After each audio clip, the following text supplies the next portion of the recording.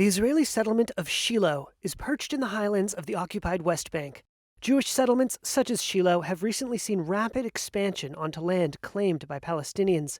And Jewish settlers are optimistic that incoming U.S. President Donald Trump will help them realize a key goal: the annexation or absorption of the West Bank into Israel, despite Palestinian objections. Yisrael Medad is a Jewish Israeli activist who lives in Shiloh. I think that we're still in a process of getting both the American administration, the United Nations, and other people to realize that our rights extend to Judea and Samaria, and eventually we will be able to have sovereignty here. Since conquering the West Bank from Jordan in a 1967 war, Israel has not officially annexed the territory. And Palestinians, Israeli peace activists, and previous U.S. administrations have hoped the West Bank would one day become part of an independent Palestinian state alongside Israel. One Palestinian activist said the expansion of settlements had left Palestinian villages in the central West Bank surrounded. He said much of the expansion was happening without formal approval from the government, telling Reuters, quote, "Areas across the center of the West Bank are under the control of settlers now." According to analysis from the Israeli non-government group Peace Now, which tracks settlement expansion, at least 43 new settler outposts have been established over the past year. That's compared with an average of under 7 a year since 1996. Most countries consider the West Bank occupied territory and deem the settlements illegal under international law.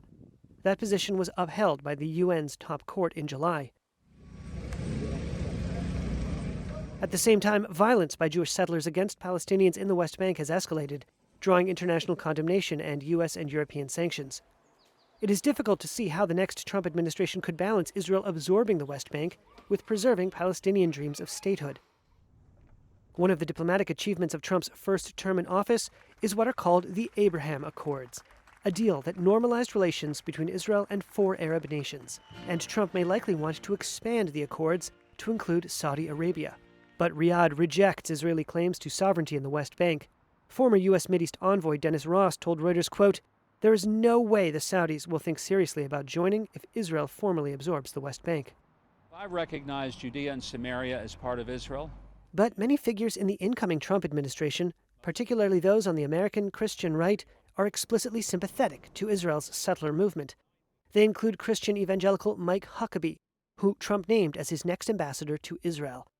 Many American evangelicals affirm what they say are ancient Jewish claims to the land, which they call by the biblical names Judea and Samaria. Near the settlement of Shiloh is an archaeological site that some identify with biblical figures such as Hannah and the prophet Samuel.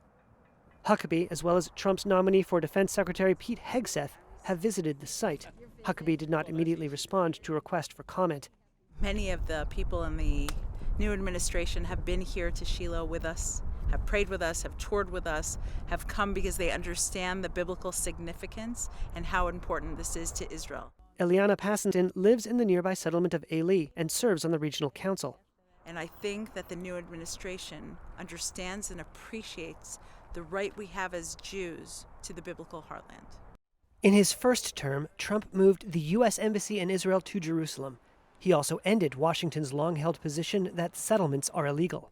But in 2020, his plan to create a rump of a Palestinian state along existing boundaries derailed efforts by Israeli Prime Minister Benjamin Netanyahu for Israeli sovereignty over the area. Now, Israeli activists hope that sovereignty will finally be made official.